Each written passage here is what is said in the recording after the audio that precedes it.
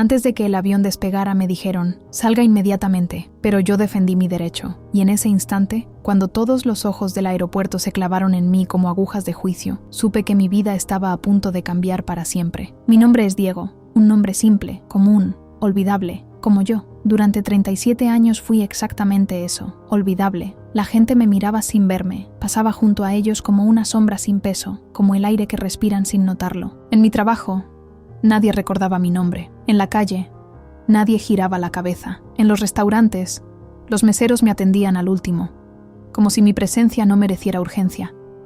Había aprendido a vivir así, en la periferia de la existencia, humana, observando desde afuera cómo otros vivían vidas que parecían importar. Aquella mañana, llegué al aeropuerto con 2 horas de anticipación.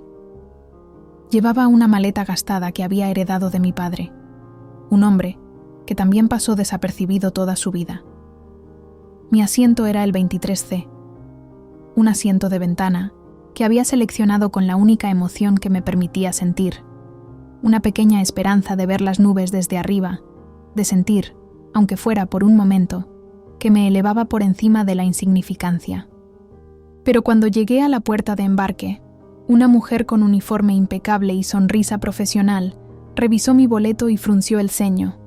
Llamó a su supervisor, luego a otro. Pronto había 3 personas mirando mi boleto, luego mi pasaporte, luego a mí, como si fuera un problema que necesitaba ser resuelto. «Señor, hay un error con su reserva», me dijo el supervisor, un hombre de voz autoritaria que no me miraba a los ojos. «Necesitamos que ceda su asiento». No era una pregunta, era una orden disfrazada de cortesía. Sentí algo extraño en mi pecho. No era miedo ni sorpresa. Era algo más profundo, más antiguo. «¿Por qué?», pregunté, y mi voz sonó más firme de lo que esperaba. El supervisor parpadeó, sorprendido de que yo hubiera hablado. «El vuelo está sobre venta. Tenemos un pasajero prioritario que necesita ese asiento. Le ofreceremos compensación y el próximo vuelo disponible». Miré alrededor.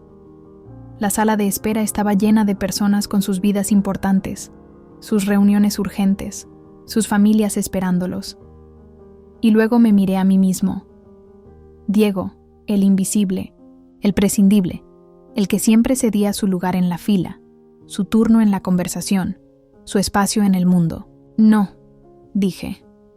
Esa palabra salió de mi boca como un trueno en un cielo despejado. El supervisor me miró como si hubiera hablado en un idioma extraño. «Disculpe, señor. Creo que no me entendió. Necesitamos que abandone su asiento». «¿Entendí?» «Perfectamente», respondí, y algo en mi interior comenzó a despertar. Compré este boleto hace 3 meses. Trabajé horas extra durante semanas para pagarlo. Este no es solo un asiento, es mi asiento, y no lo cederé. El murmullo de la sala de espera se detuvo. Las personas comenzaron a girar sus cabezas. De repente, el invisible se había vuelto visible, y en sus miradas encontré algo que nunca había visto antes. Algunos mostraban molestia, otros curiosidad, pero en unos pocos, muy pocos, vi algo parecido al respeto. El supervisor se puso rígido. «Señor, si no coopera, tendremos que llamar a seguridad». Y ahí estaba, la amenaza, el recordatorio de mi lugar en el orden de las cosas. Pero algo dentro de mí se había roto, o quizás se había reparado. No lo sabía entonces, pero ese momento en la puerta de embarque no era el comienzo de un problema. Era el comienzo de mi despertar. Para entender por qué ese momento significó tanto, necesitas conocer mi historia, no la vida entera, porque incluso yo he olvidado partes de ella, sino los momentos que me enseñaron a desaparecer. Cuando era niño, tenía voz. Todos los niños la tienen. Gritaba cuando quería algo, lloraba cuando me dolía, reía cuando era feliz. Pero la vida tiene una forma cruel de enseñarte que tu voz no importa. Mi padre trabajaba en una fábrica. Llegaba a casa con las manos agrietadas y los ojos vacíos. Mi madre limpiaba casas de personas que nunca aprendieron su nombre. Éramos pobres, pero no era la pobreza lo que nos hacía invisibles. Era algo más sutil, más profundo. Éramos los que servían, no los que eran servidos. Recuerdo el día en que aprendí la lección más importante de mi infancia. Tenía 9 años. En la escuela, un maestro preguntó quién quería leer su composición en voz alta. Levanté la mano con entusiasmo. Había escrito sobre mi sueño. Quería ser arquitecto, construir edificios que tocaran el cielo. El maestro me ignoró.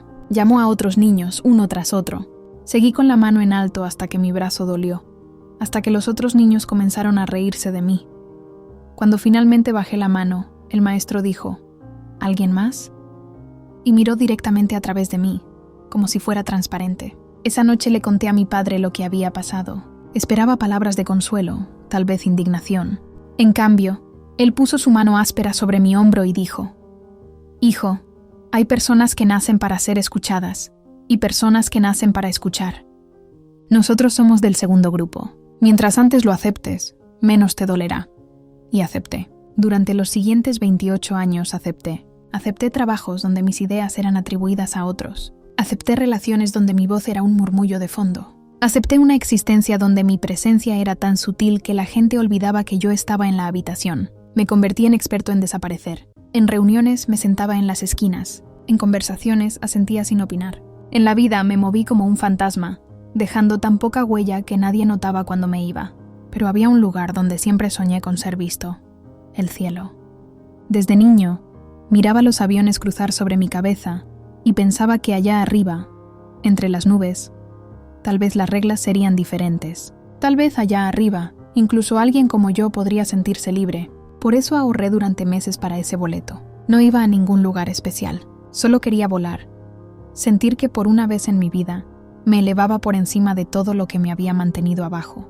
El vuelo era mi pequeño acto de rebeldía contra el destino que mi padre había aceptado para sí mismo. Y ahora, parado frente a ese supervisor, entendí algo. Si cedía a ese asiento, no solo estaba renunciando a un lugar en un avión, estaba renunciando a la única cosa que me quedaba, la pequeña, frágil esperanza de que mi vida podía ser diferente. «Señor, esta es su última advertencia», dijo el supervisor, y su voz había perdido todo rastro de cortesía. «Si no abandona la puerta de embarque voluntariamente, llamaremos a seguridad y será escoltado». Miré a mi alrededor.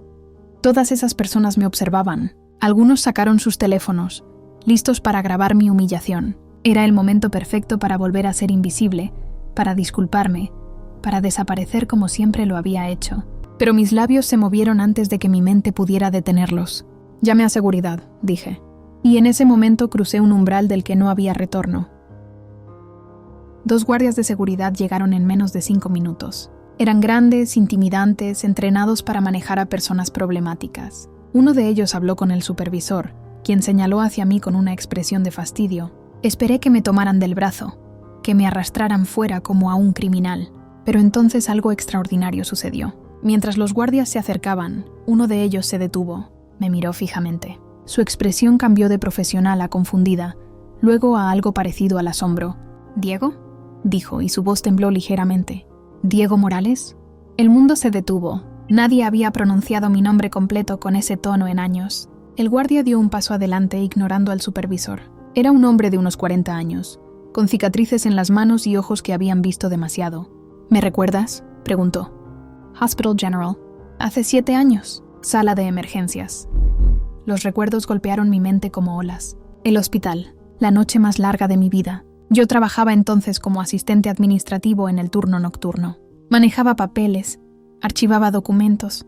Era tan invisible allí como en cualquier otro lugar.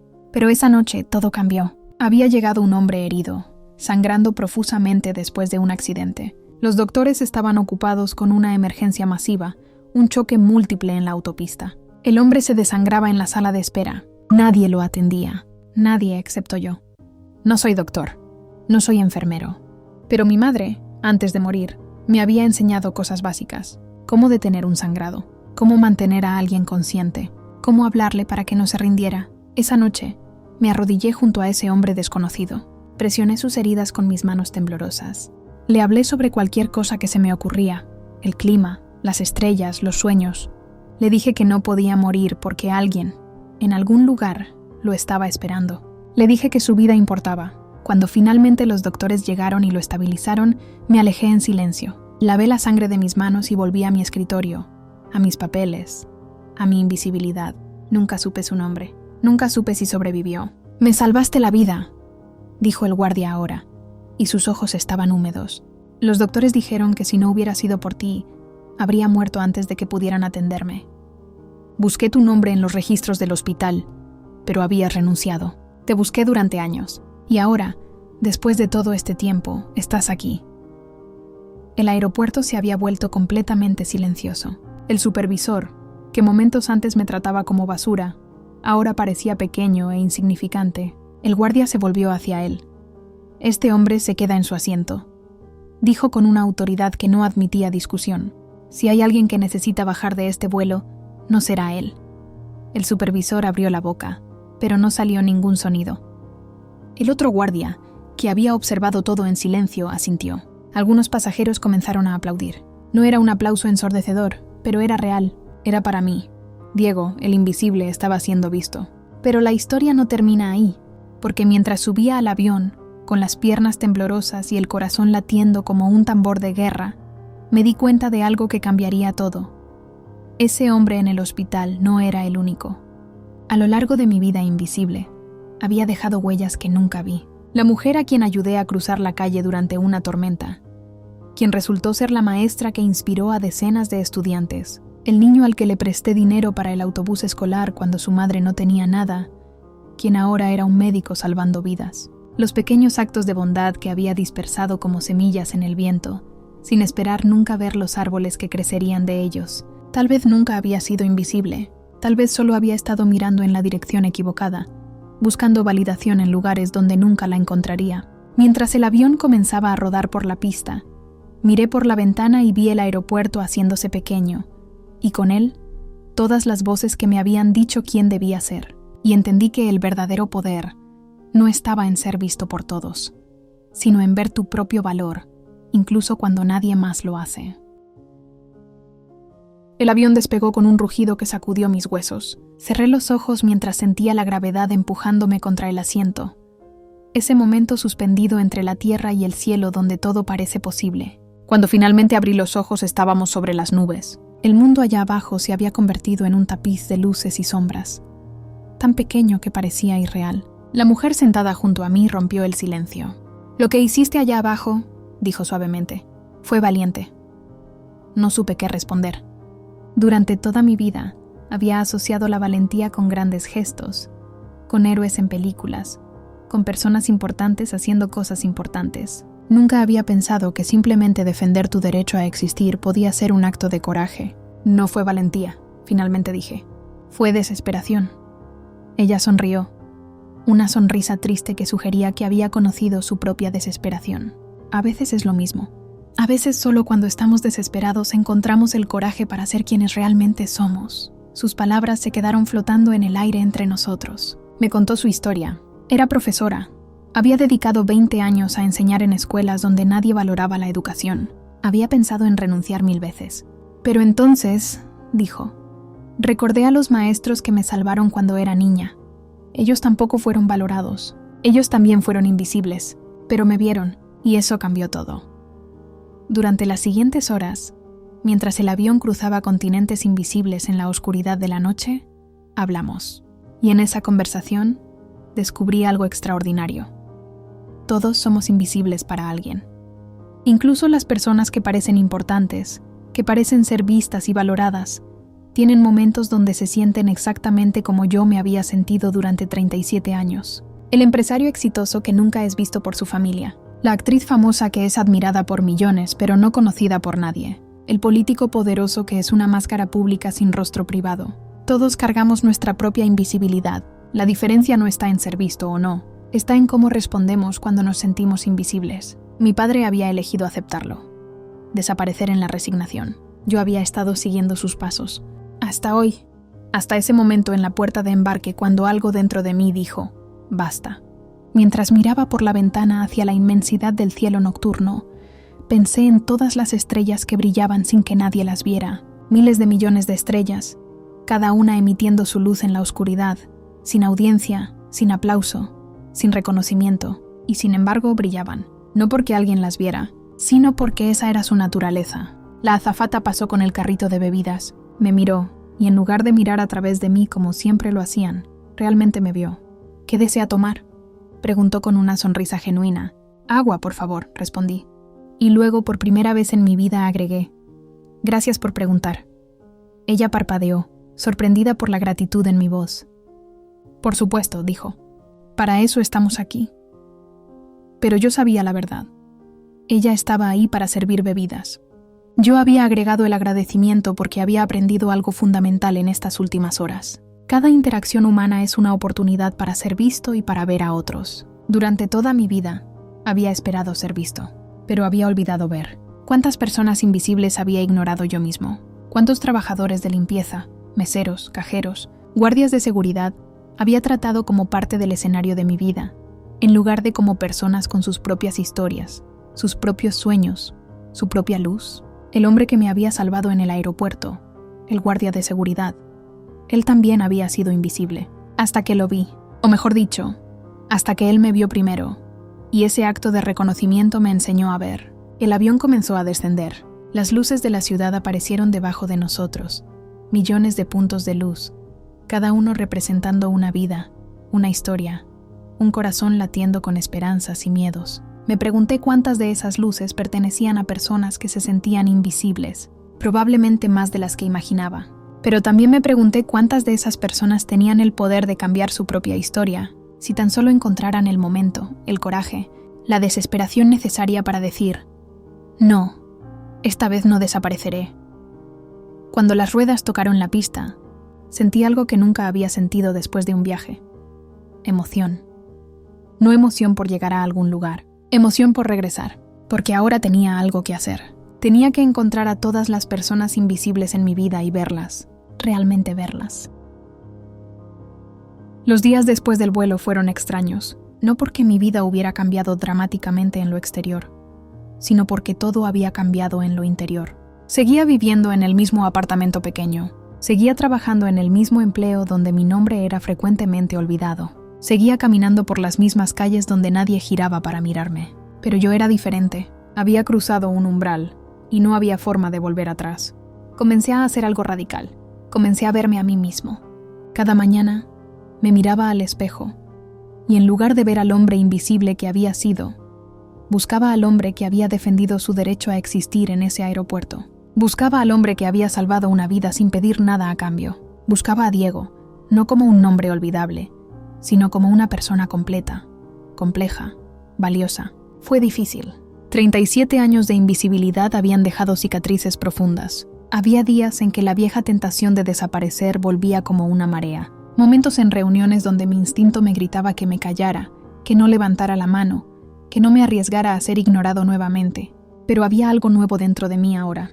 Una voz pequeña pero persistente que susurraba: tienes derecho a estar aquí, tienes derecho a ser escuchado, tienes derecho a existir plenamente. Y comencé a escuchar esa voz. En una reunión de trabajo, cuando presentaron una idea que yo sabía que no funcionaría, levanté la mano. Mi jefe me miró sorprendido, como si un mueble hubiera hablado de repente. ¿Sí, Diego?, preguntó con un tono que mezclaba curiosidad y fastidio. Creo que hay un problema con ese enfoque, dije. Y mi voz tembló pero no se quebró. Expliqué mi razonamiento. La sala quedó en silencio. Algunos me miraron con irritación, otros con curiosidad, pero uno de los gerentes senior asintió lentamente. Tienes razón, dijo. No habíamos considerado eso.